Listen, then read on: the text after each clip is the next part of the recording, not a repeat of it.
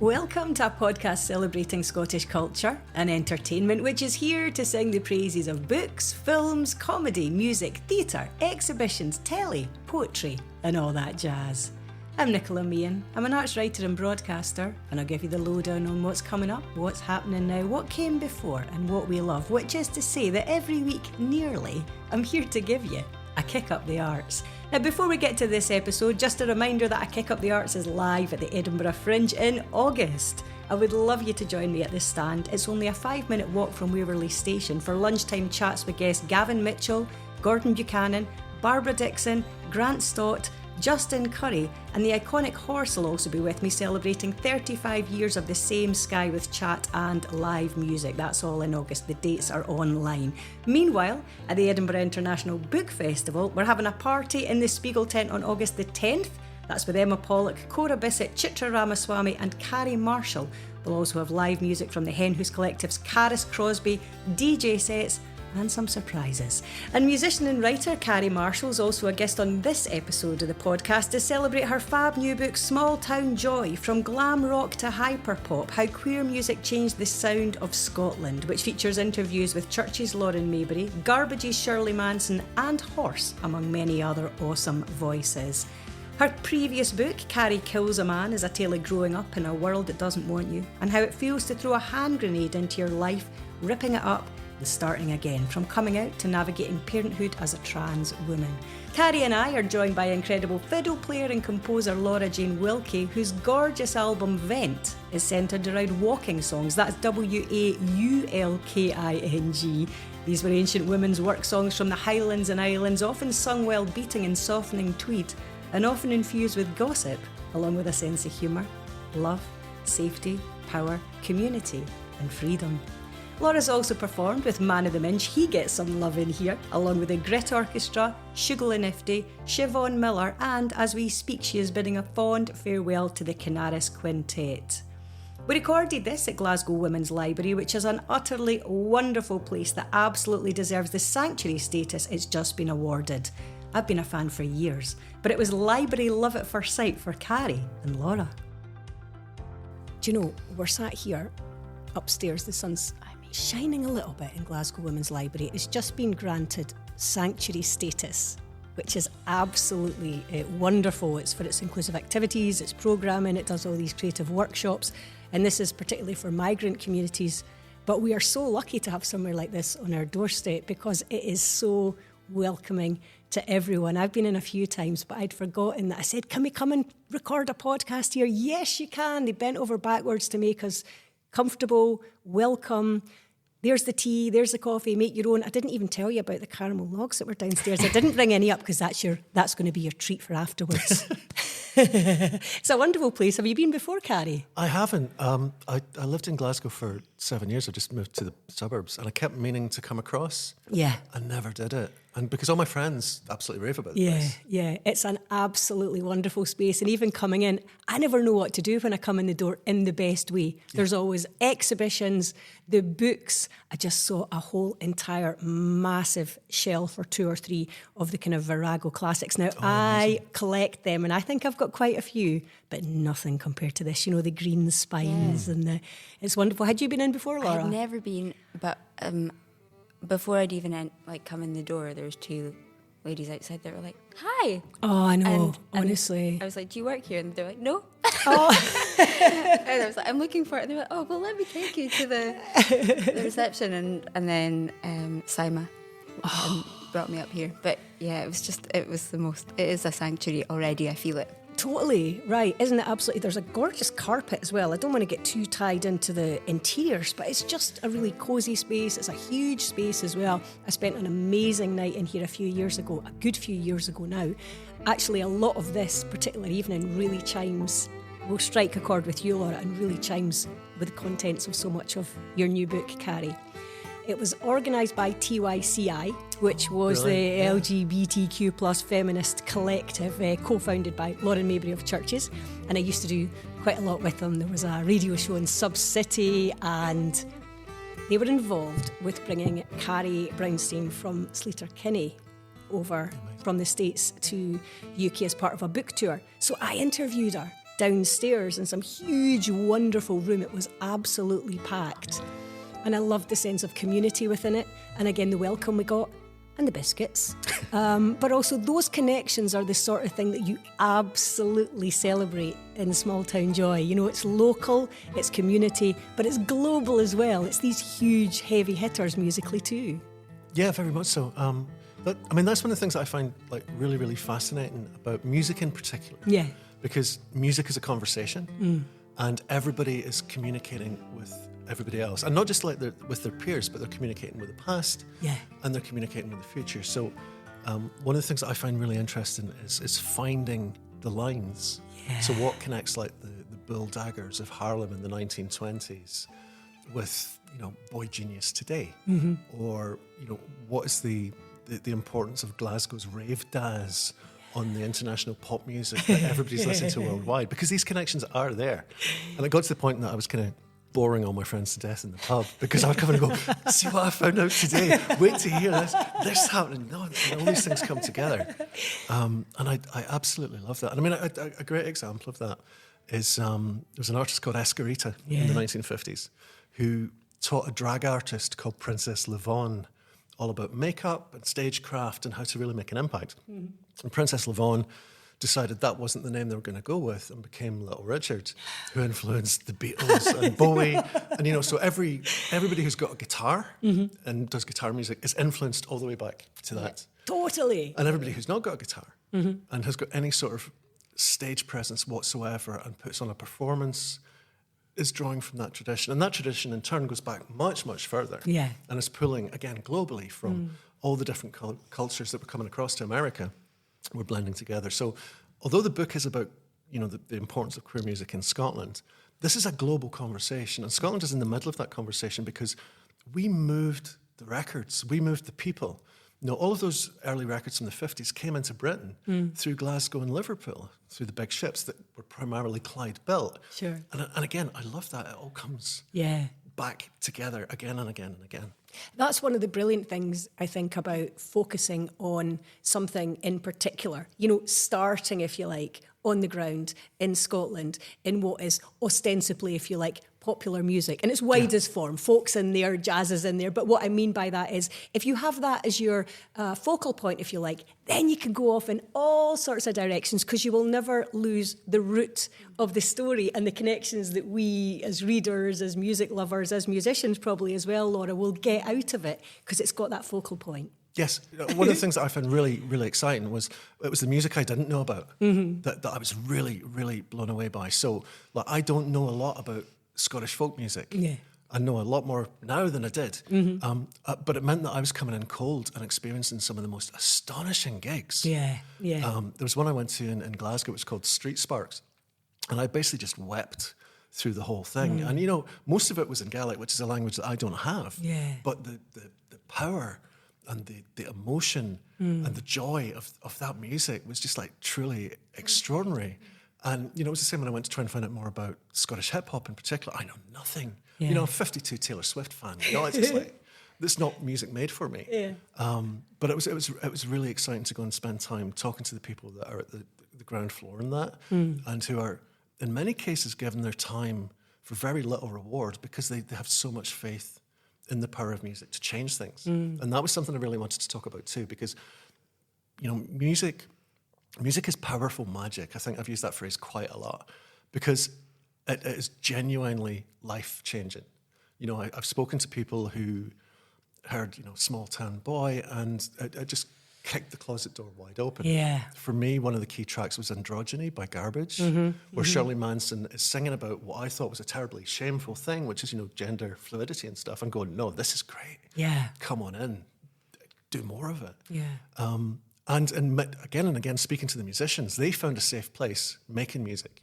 So Horse, who, you know, absolute national treasure, Horse had a really horrible time in the 1970s growing up as a fairly butch, androgynous musician. And music was where Horse went. And where other people found themselves in Horse's music. That's one of the reasons that she is so beloved by so many people and has been for such a long time.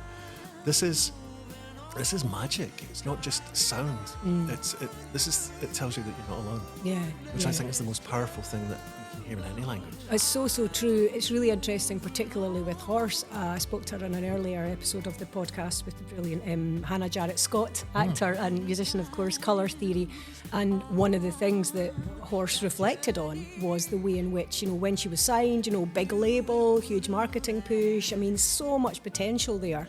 But she was kind of like marketed as, what is Horse? It wasn't even just the sexuality aspect of it. It was this kind of androgyny, and what do we do with this as a record label? And it really obviously was not just troubling, but also in terms of your sense of identity, completely and utterly wrong foots you.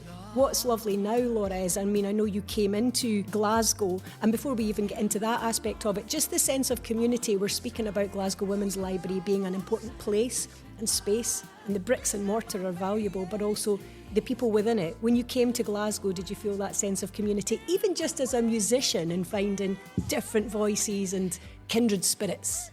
100%, yeah. Because I came from the Highlands, and there was obviously like a strong folk music community up there, which I was really lucky to be a part of when I was very young.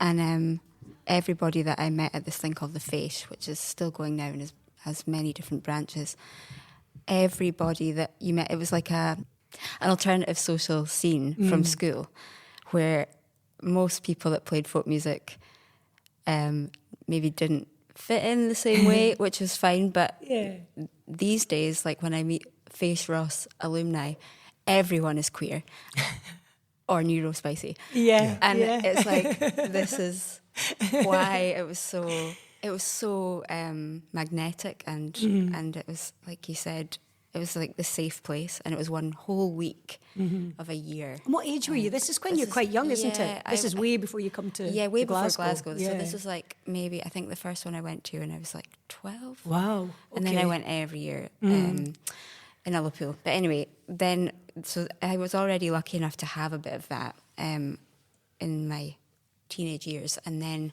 coming to Glasgow again, it felt like it was like that almost all the time.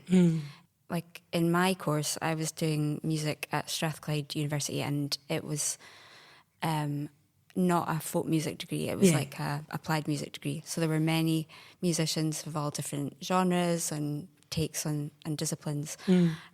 So we all just had to kind of club together and be in each other's bands, and no matter what you're, it was like, well, you have a violin, so you're the string section. And it was like, okay, I can't read music, but so learn.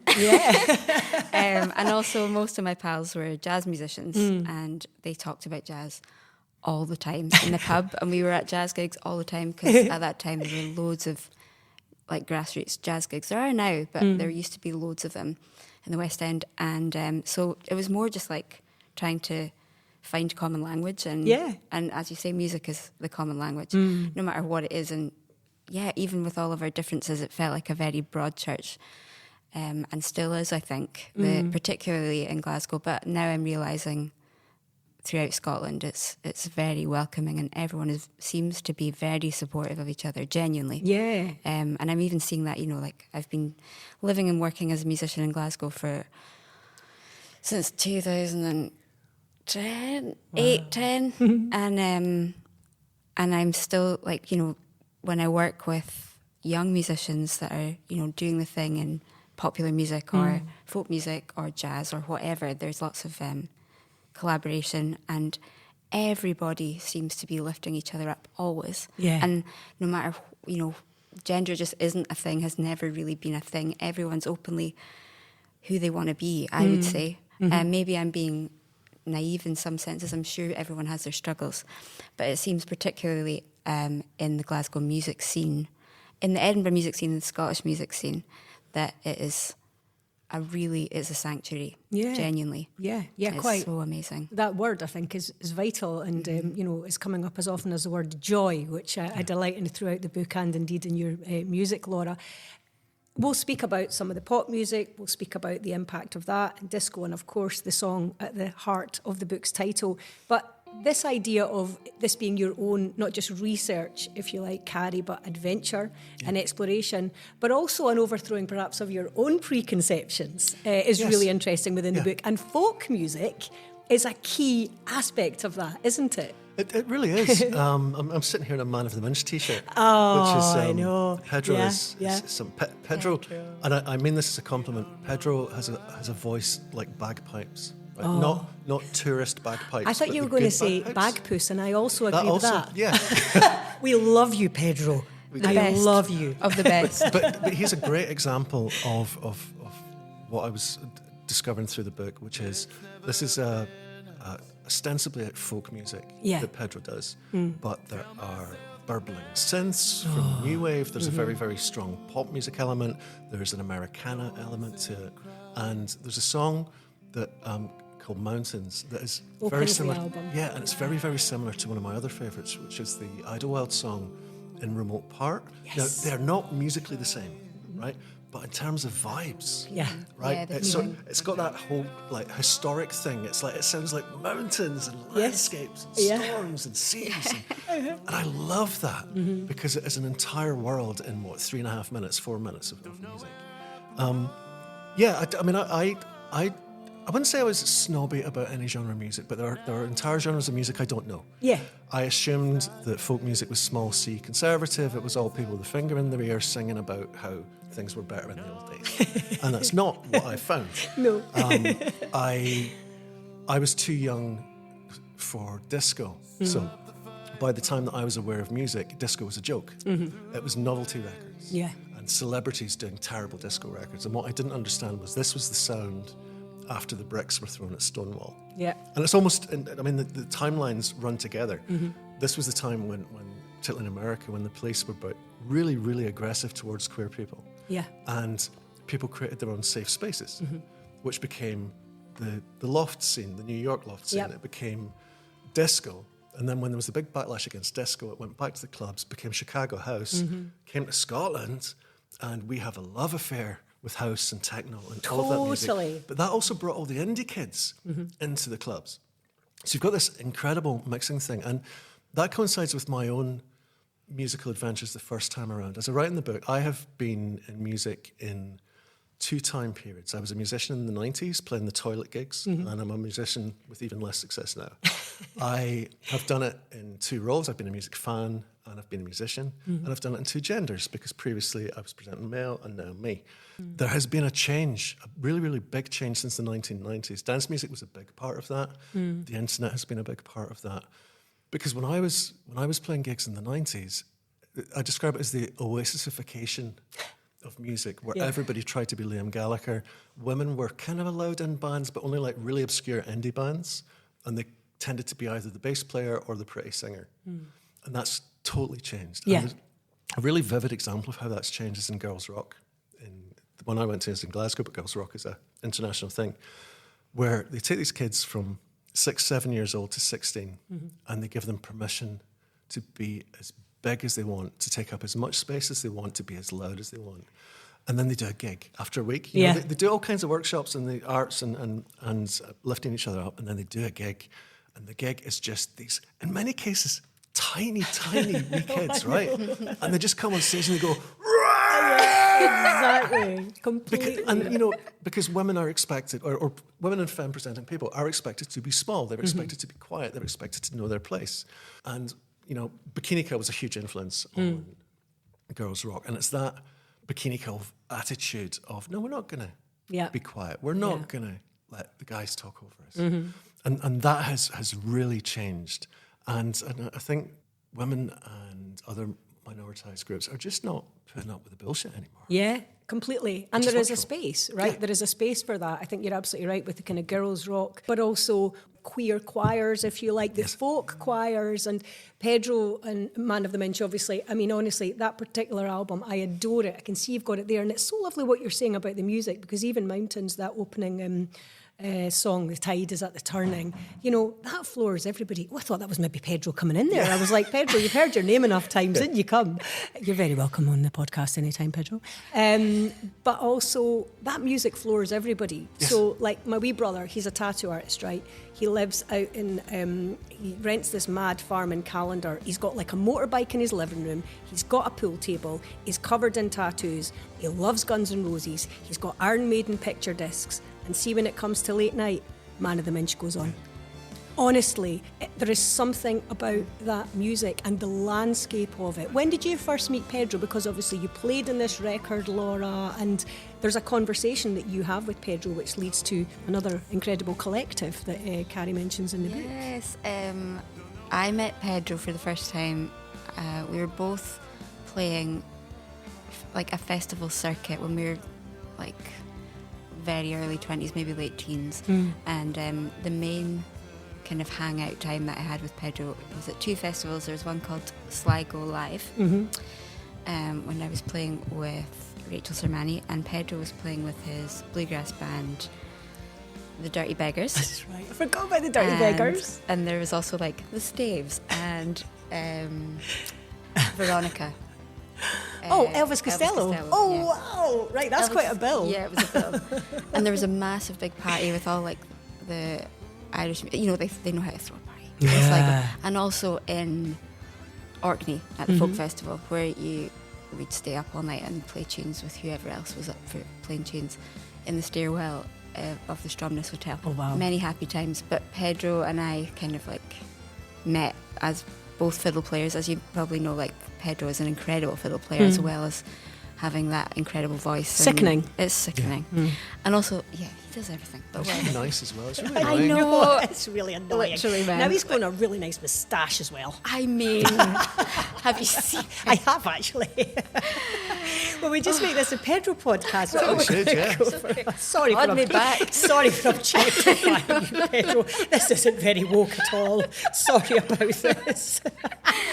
Anyway, so Pedro and I just had a really just a fondness for each other from then, and then I think he was starting to get his own music together, and you can't play guitar and sing and play fiddle all at once unless you have lots of extra limbs. So he asked if I would come and play some fiddle on his songs, and we just kind of got together, and we just became really good pals, and it really changed my life, being friends with Pedro and playing music with him. And you touch on, Carrie, the fact that Pedro, I think, recalls a conversation with you, Laura, which instigates the idea for here we go with my pronunciation. Actually, you say it, Boa Boa Frosh.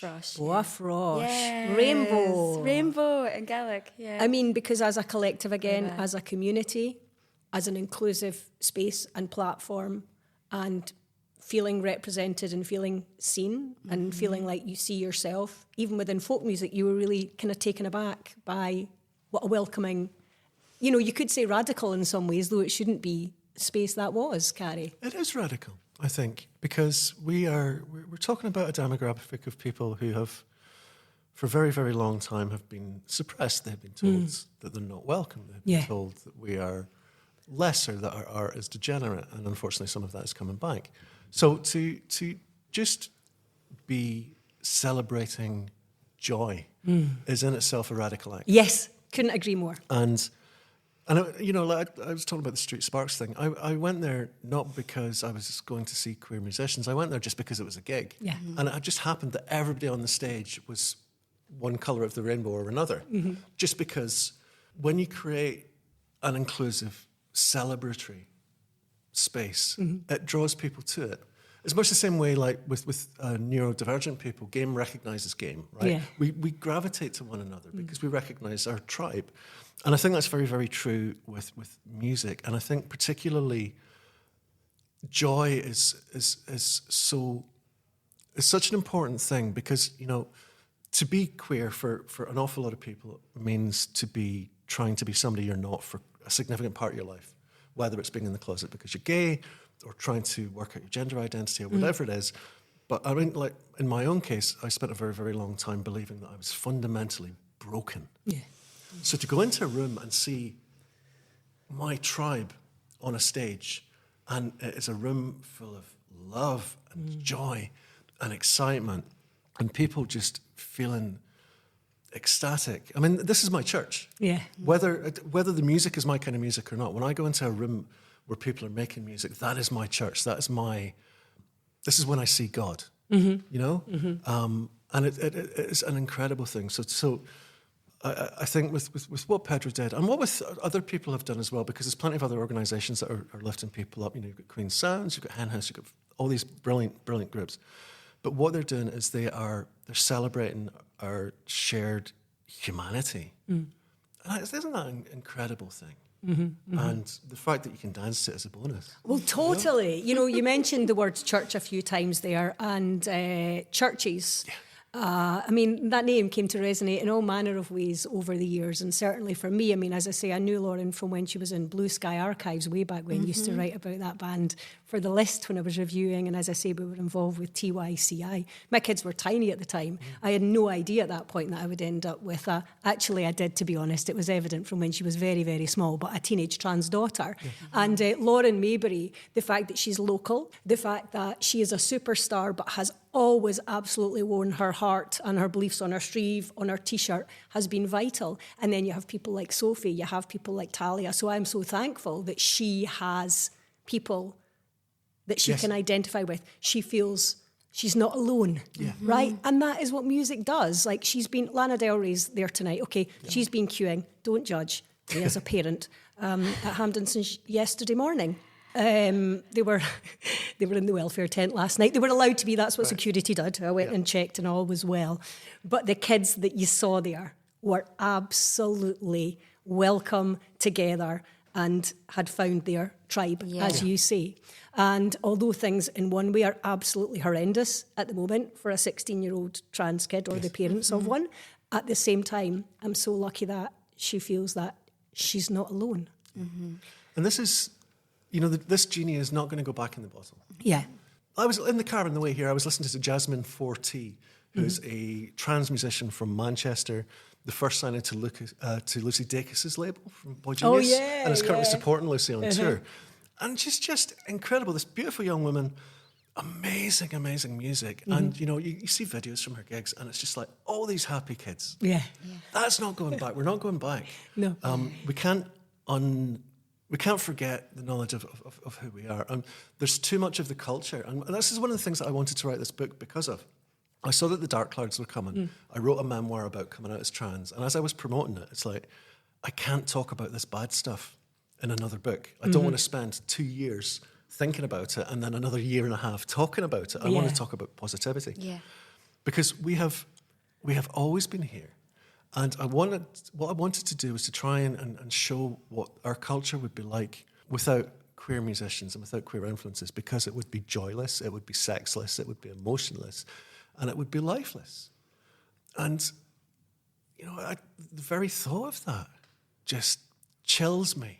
You know, I mean, there's a bit where I talk about after the Conservative Party conference, they're all bouncing about really sexlessly to Top Loader. Yeah. It's like that. That is much scarier than a foot Laura stamping. Wilkie's head is in her hands. You know, never mind Orwell and the foot stamping on a human face forever. It's just Top Loader on a loop with Anne Widdecombe dancing around them. Yeah.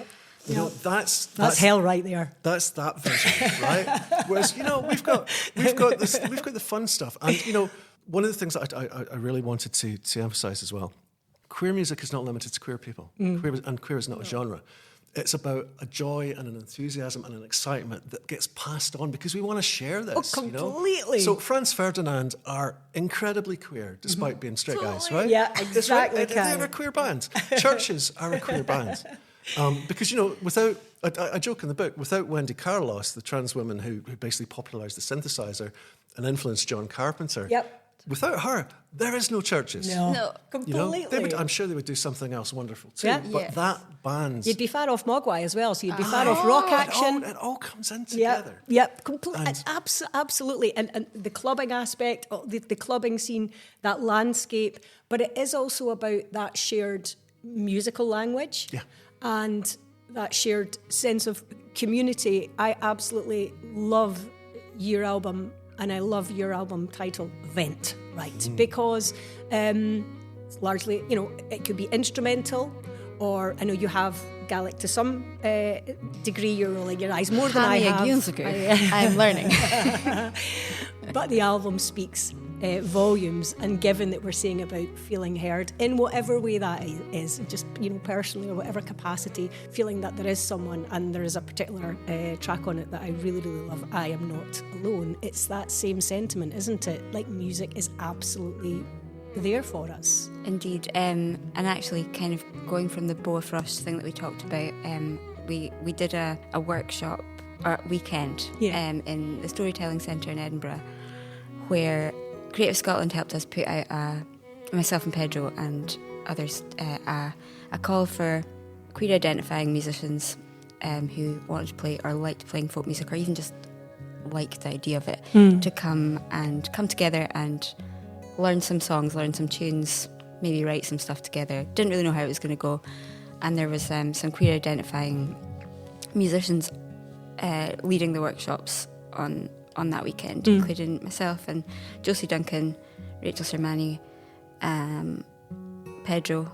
But what came out of that weekend was a huge community of people that were part of, I suppose, I'm going to say in inverted commas, my community, which is folk music in Scotland, that I'd never met before. Okay. Who were completely, incredibly talented, hard-working musicians who were already folk musicians, but thought folk music was not for them. Ah, okay. Right. Which, to me, I was like, oh my God, I'm so privileged that it was, and I'm a cis woman, and like, you know, I'm femme presenting, and so it was given to me on a plate, you know.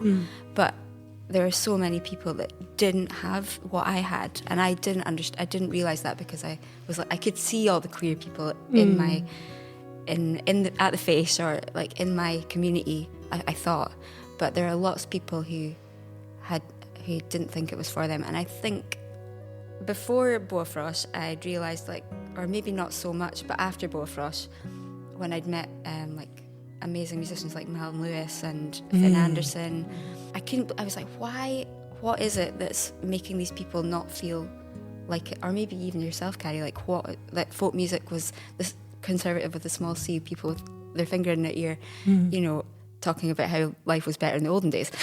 I mean, that exists. But in my experience, it's not what I was drawn to, and it's definitely not what I do. And so I was kind of like, right, what is the barrier here? And I had a little look at my experience as a cis bisexual woman, queer, femme presenting, kind of straight presenting, in my world. And I was playing at sessions, so like at the very grassroots level, I would be playing sessions in pubs, and that was pretty male dominated. And no offense, it's much better now, but when I started, it was very exclusive, and most of the women that went, musicians, wouldn't play. We'd just drink and watch and get groped.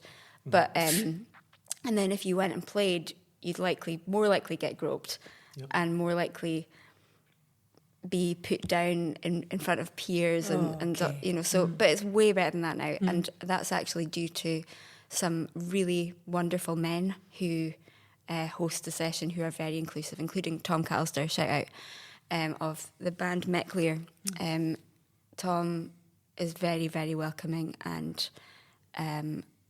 it's a very, I would say most of the sessions now are very safe spaces, but that's only really changed in the last maybe 5 years, and I would say like they're very openly now queer-friendly places, and that is a very recent change. Women-friendly, queer-friendly spaces, and that blows my mind. And they're huge, they're packed. You can't get a seat. They start at 8 o'clock. If you're not there at 7:45, you don't get a seat. That is honestly makes my heart burst to see that, and to see young queer and trans people coming and playing their instruments and feeling like part of the community now. Yeah. At the grassroots level in this city, when they come from home to study here, that is amazing. So that was the thing at the time, was not like that. So that was maybe like, was it before the pandemic?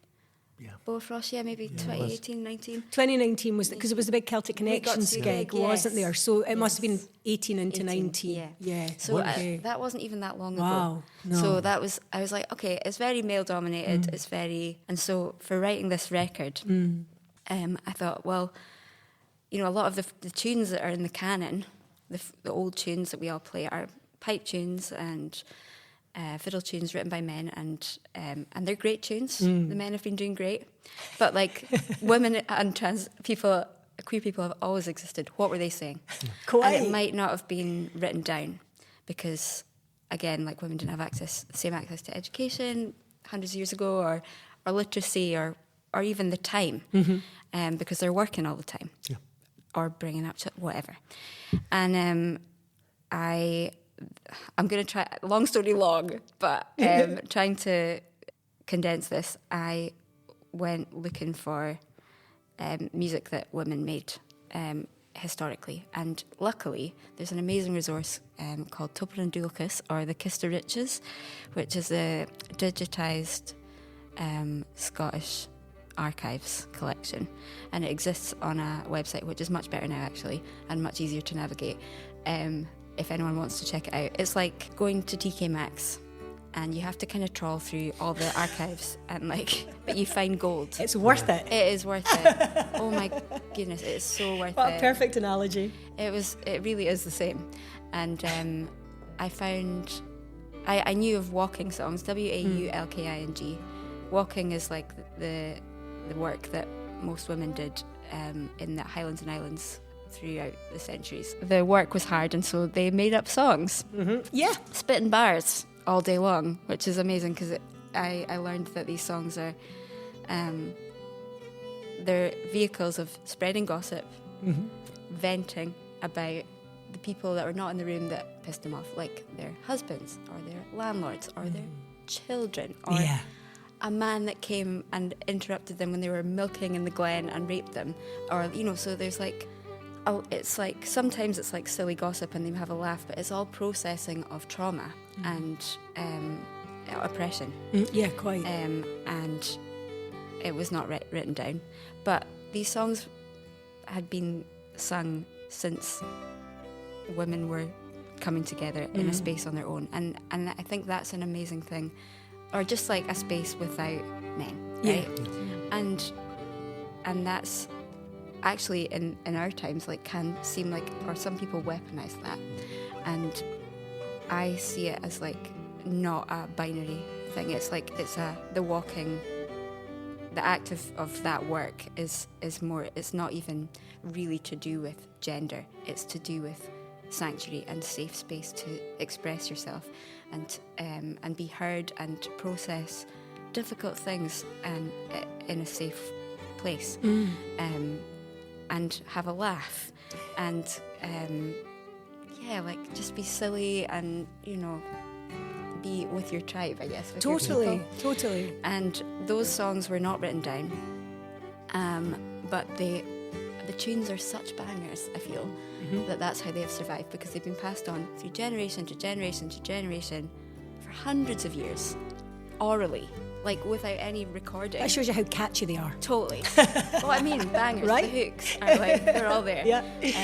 And so maybe it says a bit about me in the fact that I was drawn to these hooky wee tunes, but they're totally brilliant, and they're built around this really strong downbeat, and that is the foundation of popular music. Yes, completely. So I was like, well, this is why, and I was like, surely, and I don't have Gaelic, I'm learning it, but I felt something from it whenever I heard it on either the archives, or I used to go to this session that Josie Duncan put on, which is a song session, and it would be from the Beatles to Bob Dylan to Barbara Dickson to really ancient Gaelic traditional tunes, walking songs, Push to Beal, and ballads and things. And it was, again, a broad church, but I could feel something really special when the Gaelic sort of contingent of musicians at that session sang Gaelic songs for a bit,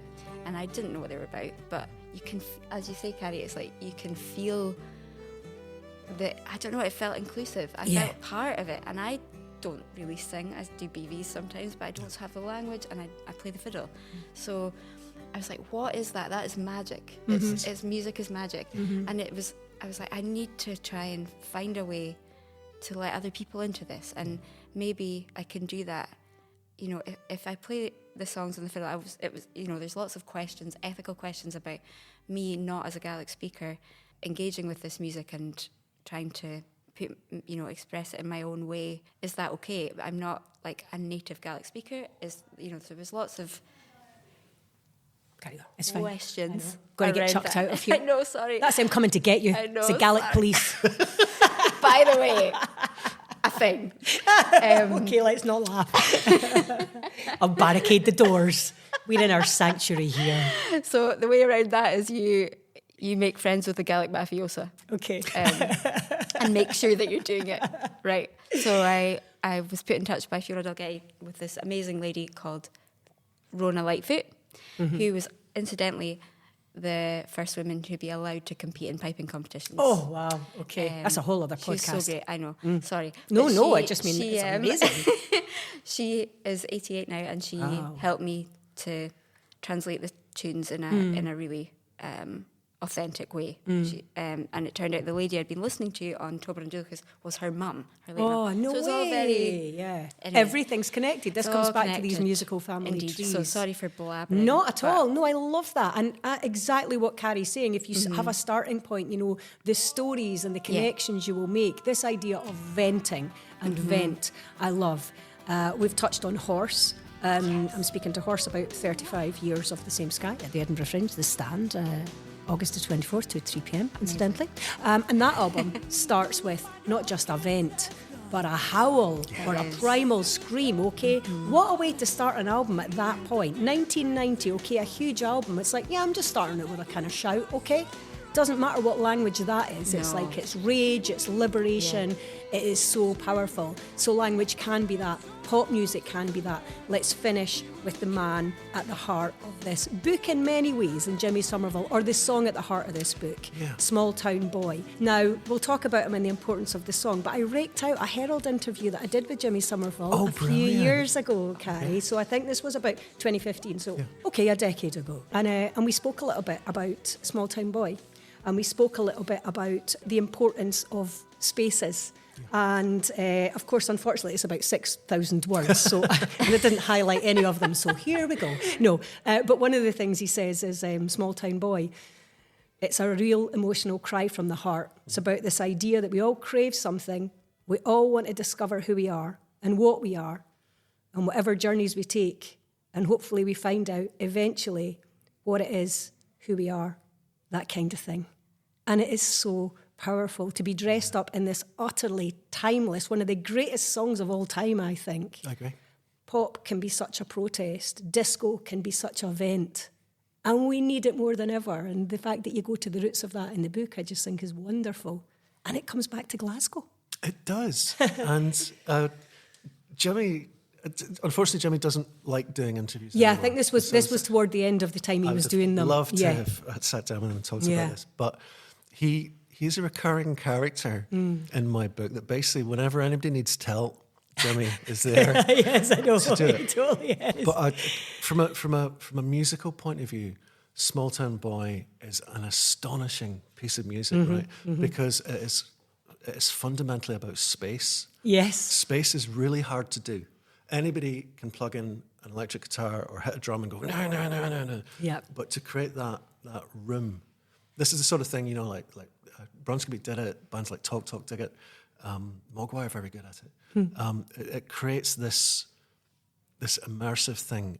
And, I mean, lyrically it's beautiful. The love that you seek can never be found at home. It's just, I mean, I was listening to it much, much younger, still hadn't really worked out all the gender weirdness, but it hit hard. Yeah. And then there's the video.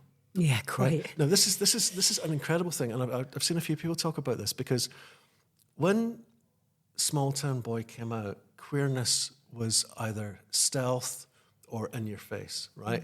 It was either in the closet or covered in sequins and spandex, right? Yeah. So it's, and even, you know, the people that weren't admitting it, you had like the Liberace's and people like that. And then you had the very, very aggressive stuff, you know, like Boy George and Marilyn and all the rest of it.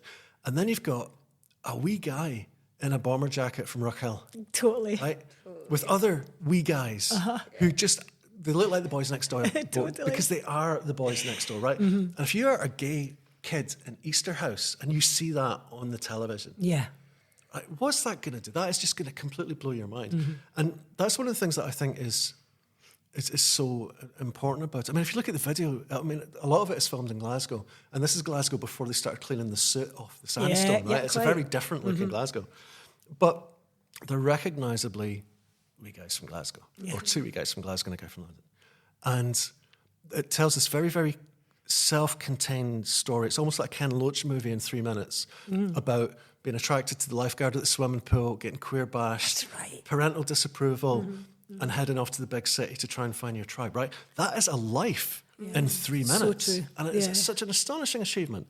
And I think there's an entire generation of gay men in particular, but not just gay men, who for the very first time felt seen. And I mean, that's what art can do. Yeah. And the fact that it is an absolute banger of a song is just a bonus. But everything about it is perfect. I want to climb inside it and listen to like the individual notes on individual instruments because there's nothing wasted. No. And I say in the book, Jimmy's backing vocals sound like ghosts. Yeah. As well, it's such a rich piece of music, and it should be studied in school the way classical music is, because every time I hear it, I hear something new. I get something else out of it, and it's a brilliant wee rip in Jimmy's voice at one point that I hadn't really noticed before, but now every single time you wait for it. Yeah, it's so true. I mean, again, it's so powerful, and it's in the telling of the stories as well, and the fact that these are the stories you've told, these are the connections you have made. And I think that's vital as well, because so often histories are perpetuated and told in the same ways, or the women's stories, as you say, Laura, and the women's songs aren't replicated, they aren't recorded, they aren't taken through. But see if they're catchy, and see if they're good stories, and see if they're good songs. We all need them. And again, just one little more quote from Jimmy, because we've talked about disco a little bit as well in dance music, and he says, in Glasgow, there was a disco called Fire Island, down by St George's Cross. There was a club called Shadows. And I remember the first time I went there, I was way underage. And I remember just being in there and thinking, now this all makes sense. I mean, he needed that as well, right? So to have the representation, to have people on stage playing whatever music. And Scotland is so brilliant at absolutely trashing down the boundaries of anything anyway, right? It's like, what is folk music? What is pop? What is jazz? What is classical up here? Someone like Shona Aitken, who I think you was you worked closely with. Amazing. Everyone's across the board, which is brilliant. And that's why I think the book can cover so much ground. We're going to be talking lots more about it at the Edinburgh International Book Festival, 1995. When is that going to be? Girls Aloud, 10th of August in the Spiegeltent, 9 till 10:30 p.m. It's the weekend that Oasis are playing. I've got no issue with Oasis, but it's a good idea to have a counterparty, another line of inquiry, and a few bangers. Hoose Collective is Cariss Crosbie is going to play some mid-90s bangers. We're going to be chatting with Cora Bissett, Chitra Ramaswamy, and Emma Pollock, Delgado's and Chemical Underground, of course. Oh, I cannot wait for that. I'm coming. You have to. You absolutely have to. Guest of honour, Laura J. You're going to have to get one of Wilkie. those shepherd hooks, because as soon as anyone asks me about Shirley Manson, I I'm just going know. to start talking. Well, and it's I'm not such gonna a brilliant. stop. I mean, this time, the summer of 1995, Garbage's debut comes album. out. Yeah. Annie Lennox is in the charts with Medusa. You've got the Delgados. You've got Creeping Bent with the Secret Goldfish coming up hot on their tails. It's such a big time. Way before Cora Bissett was doing incredible theatre stuff, and just before she formed her punk folk trio Swelling Meg, put out their album. She was on the sort of Britpop circle with Radiohead and Blur playing with Darling Heart. So there's loads of stories that are going to be told. You're also speaking with the wonderful Gary West, right, at the Book Festival, That's the Carrie. following day. That's the 11th, I believe. That's going to be amazing. We're as going to well. be talking very specifically about the tunes, because he's written a very good biography of Martin Bennett. Yes, I hosted the that's launch good. at Celtic Connections, and it was awesome. I'm really excited about this. At Gary's Enjoy Your Piping podcast is also incredible, incidentally. What else? Where can we see you, Laura J. Wilkie? Hear you. Obviously, the Vent album is available and still wonderful, but you never stop. I'm so grateful for you to come in here, and you'll get your biscuit in a minute, because there's people baying at the door. You've got the Gaelic police at the door. You've got your caramel wafers and logs downstairs. Well, Martin Bennett, I really wanted to, like, when you were saying about the club scene as well before in Glasgow, like, that brought Martin, that, like, if it hadn't been for that club scene, like, maybe Martin Bennett wouldn't have made everything he made. Yeah. Absolutely. That is so completely true. And again, amazing. that's what I mean about trash and musical boundaries. He Yeah. was a real pioneer of that, Totally. completely and utterly. And also had women in his band, which Yeah. was, like, a big deal at the time. We almost had a reunion on stage, at Celtic Connections, chatting about him and reminiscing. You're so absolutely true, So cool. Deirdre and Kirsten, and like Kirsten. absolute pioneers as well. Totally. But yeah, so, I mean, when I'm not listening to Gary West's podcast, because I actually do a lot, because I love pipe music. Me too, and I love Gary. I love Gary. Or listen to Martin Bennett, I am playing lots of things. I do a lot of session musician work, and I am currently playing a bit with musician Katie Gregson McLeod. Oh yes, I saw He's doing this. great. Right, this is great. Love Katie. Yes, Kate. And I'm finishing off my gigs with the Sparkly Ladies in the Cariss Quintet. Talk about joy. Talk about colour. Joy, Yep. colour. And we're going down to play a gig at George Ezra's big fancy new venue in Hartford. Get you guys. I know. Like, I think it's sold out. I was on the bill with Elvis Costello. Just going down to play with George Ezra. And but the girls are. It's amazing. Oh, there's loads. Just follow I you float everywhere. around. Follow you I everywhere. float around. I go Don't to we all? gigs. We all do. I all know, of us. exactly. Except not anymore because we have to stay in this room now forever. Yeah, But it is a sanctuary. It is. So, what better place to be? Thank you so much to everyone at Glasgow Women's Library for being awesome. And Laura and Carrie, what a joy. I said we would record for about half an hour. That's an hour. Yeah. I knew this. And that's me winding up because there's someone knocking at the door. I'm just getting warmed up. I know. Well, Edinburgh International Book Festival to be continued. Thank you so much. Thank you. Thank Thank you, you. Carrie. Thank you so much, Nicola. The brilliant Carrie Marshall and Laura Jane Wilkie chatting to me at the equally brilliant Glasgow Women's Library, which is also a museum, art space, learning space, garden, and they do fab heritage walks. You bet that it's a sanctuary. We loved the Keys to My Mind exhibition with works by their adult literacy and numeracy members, but there is always something interesting and welcoming going on. Carrie's LGBTQ+ Scottish pop deep dive Small Town Joy is out now via 404 Inc. And Laura Jane Wilkie's Vent is also out now on turquoise and tangerine vinyl, no less. That's via Hudson Records. Come and see Carrie and I chatting lots more with the Delgados' Emma Pollock, writer Chitra Ramaswamy, theatre legend Cora Bissett, and there will be DJ sets and live music from Hen Hoose Collective's Cariss, Crosbie, and surprises at Edinburgh International Book Festival on August the 10th. There are tickets via akickupthearts.org. Chitra was the first ever guest on A Kick Up the Arts, along with the equally fab Hannah Lavery. You can listen back to that if you fancy, and indeed the chat that I mentioned with Hannah, Jarrett Scott and Horse. And speaking of Horse, come and join us at the Edinburgh Fringe. We are celebrating 35 years of The Same Sky with chat and live music. We would love your memories too. That's on August the 24th. It's a Sunday afternoon. There really is no excuse not to be there. The same goes for lunchtime chats with Gavin Mitchell, Gordon Buchanan, Barbara Dickson, Grant Stott and Justin Currie. Anyway, I'll give you peace for now. Thanks as ever for listening, for buying tickets, for subscribing or getting in touch on social media. I love hearing from you. Keep it coming. Bye for now.